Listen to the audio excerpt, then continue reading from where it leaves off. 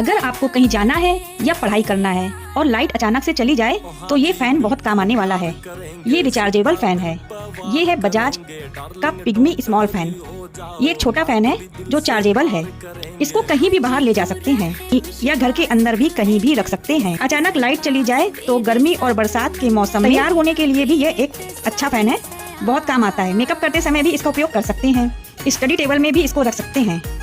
एक व्यक्ति के लिए ये फैन बहुत अच्छा है।